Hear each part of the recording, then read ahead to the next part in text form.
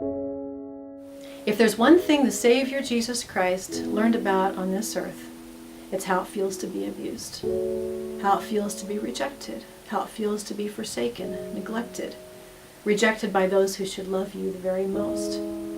So often as I've sat with individuals who struggle with these kinds of conditions in their lives, they often feel that in the midst of their pain, in the midst of those terrible conditions, whether it be sexual abuse or physical abuse or emotional abuse or whatever it might be, they often wonder, where in the world was God to let this terrible thing happen to me?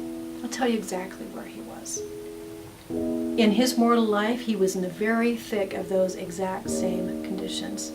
There is nothing that any of us can teach the Savior Jesus Christ about how it feels to be rejected, to be abused, to be forsaken, to be left alone when you need others' support the very most.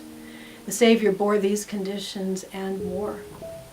And what my experience has been with person after person is that there's a power that over time they're able to tap into that helps them to understand that every one of those horrendous conditions, in some way unimaginable and incomprehensible to us, was borne by the Savior Jesus Christ long before that individual bore them.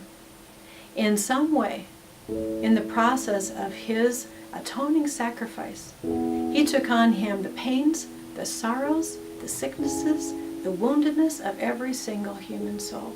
He knows exactly how those things feel.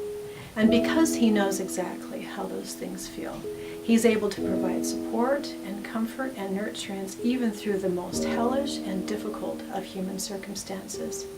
The Apostle Paul taught that the Savior was intimately acquainted with all of the things that we go through and therefore is able to help.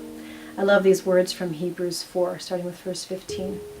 For we have not an high priest which cannot be touched with the feeling of our infirmities, but was in all points tempted, like as we are, yet without sin.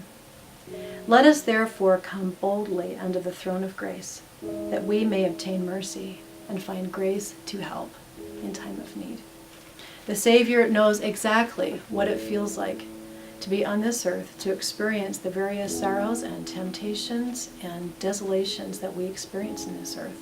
And it's precisely because he has been here that he's able to help us when we go through our difficult times.